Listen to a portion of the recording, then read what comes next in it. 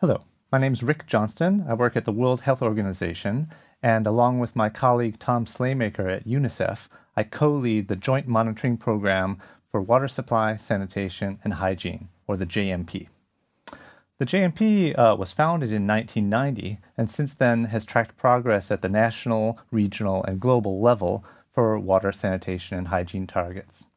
So this new 2030 Agenda for Sustainable Development includes 17 Sustainable Development Goals. And these cover a range of topics from poverty to health to peace and justice, education, gender equality.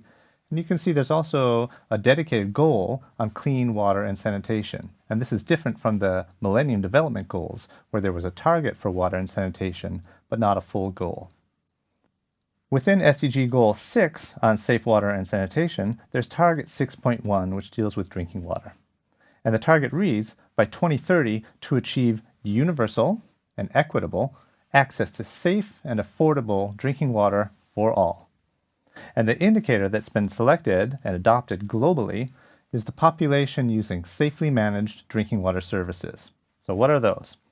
Well, it builds on the MDG indicator, which was the population using an improved drinking water source, but adds 3 new elements. So that drinking water source should be accessible on premises, it should be available when needed, and it should be free from fecal and priority chemical contamination. Let's look at those one by one. First, what are improved water sources?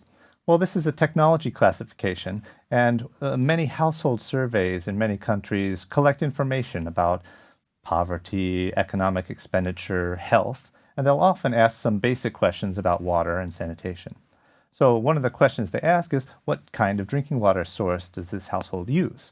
And then we can classify households on the basis of that response. So if they say we use tap water in the dwelling, the yard, or the plot, that counts as an improved source. So do public standposts, or boreholes, or tube wells, or protected wells and springs, and rainwater. In addition, packaged water like bottled water or sachet water, and delivered water, for example in tanker trucks, are counted as improved sources. Unimproved sources include unprotected wells and springs, and then some people use surface water from streams or ponds with no protection at all. The household surveys then that have information on the types of water supplies people use, we use those to calculate how many people in urban settings and in rural settings are using improved water sources.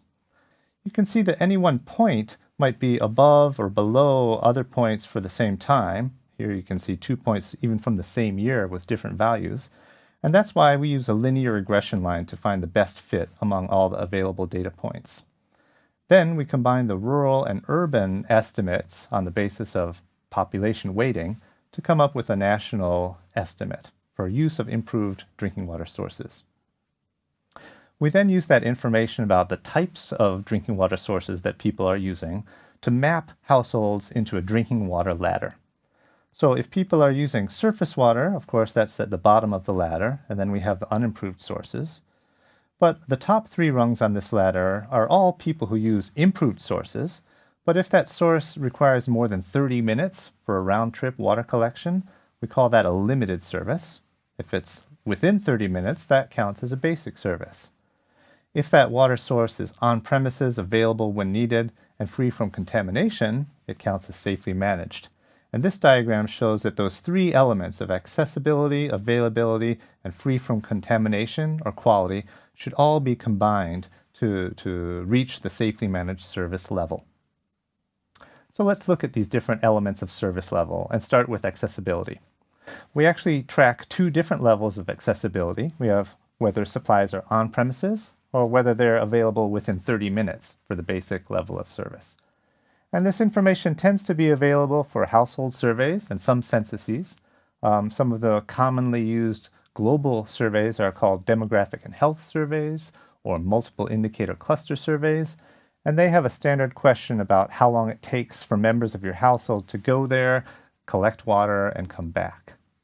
Also from the sector, there might be administrative data about the number of households that have connections or the maximum distances to water sources. So drawing on those different types of data, we can classify households then into requiring more than 30 minutes or even more than an hour, or less than 30 minutes, or on premises.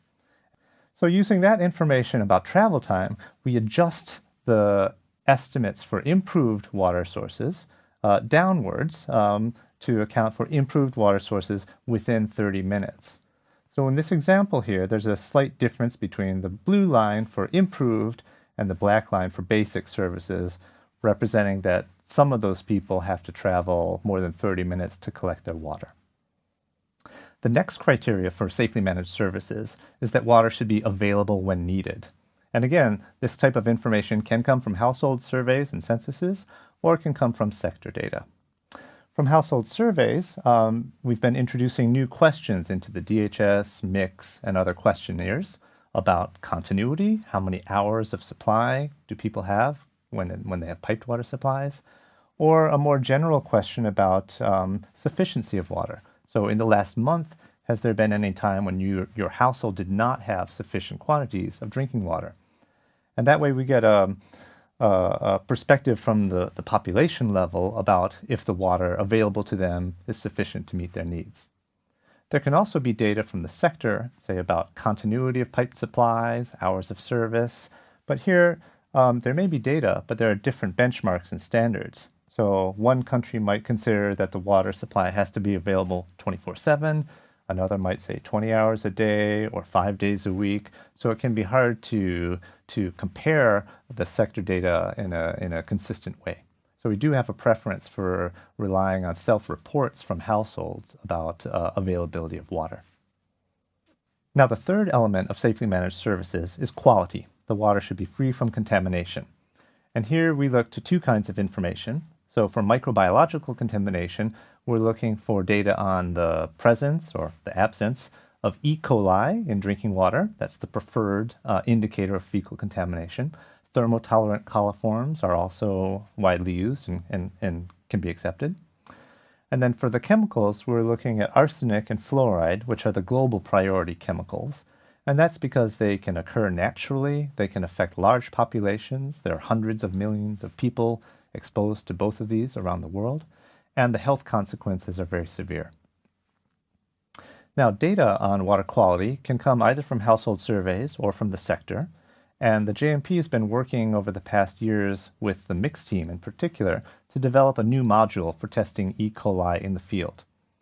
However, there's probably a lot more data on water quality from the sector, but there are some limitations to these data. Sometimes sector data only cover formal systems, maybe only piped supplies, mainly in urban areas. Some of them lack E. coli or thermotolerant coliforms. Many of them would lack arsenic and fluoride.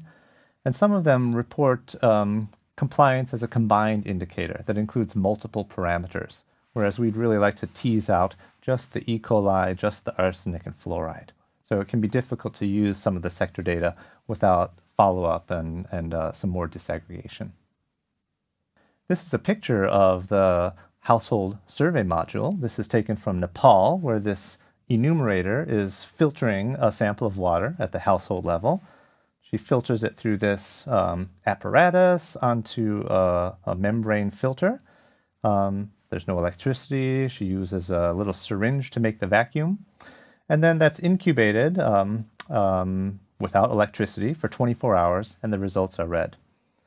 And what data from these surveys tell us is what we knew already, but now we can see more quantitatively, that improved drinking water is not always safe, but that there are some trends. So piped water supply, for instance, tends to be safer than non-piped supplies, though it can easily be contaminated and highly contaminated. Rainwater harvesting, boreholes, and other improved sources have contamination, but less contamination than you find in unprotected springs, unprotected dug wells, or surface water.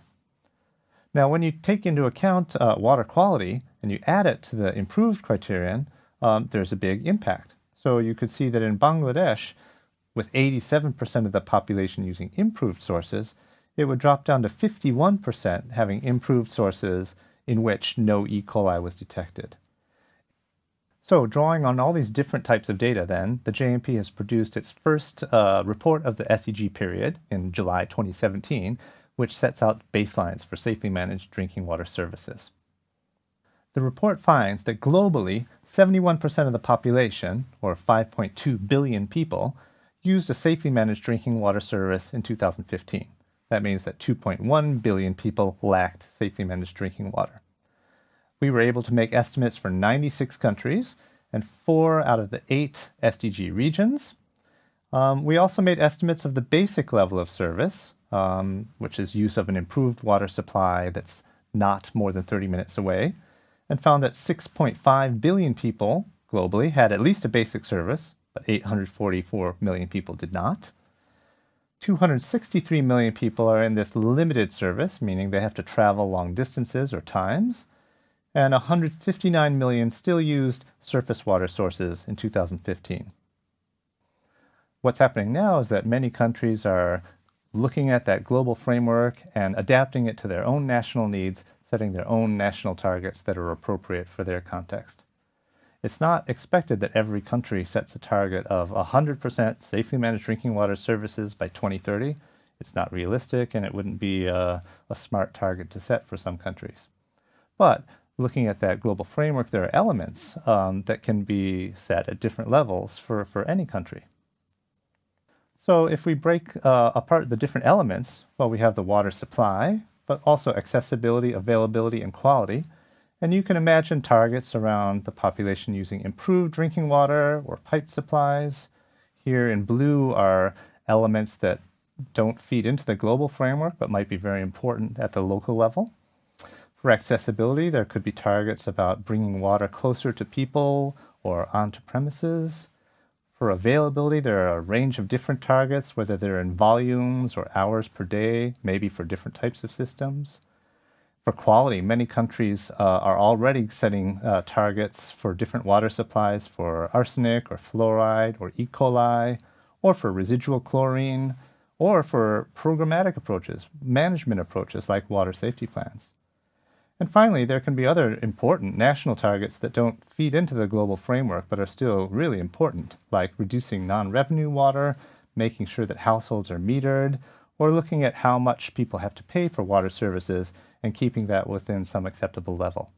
So those are examples of the types of national targets that countries are setting themselves now while considering this global 2030 agenda. So in conclusion, the 2030 Agenda for Sustainable Development has really raised the bar when it comes to global targets for drinking water services. By introducing these new elements of accessibility, availability, and quality, the framework has become much more relevant to countries, to different types of countries, to countries that already have very high levels of basic services, but still is relevant to countries that are struggling to reach universal basic coverage. Development approaches are evolving to reflect this new agenda, so already there's more consideration of water quality, water availability, water affordability in development programs, and I'm sure that we'll see this having a really major impact on the way that drinking water is programmed in the coming years.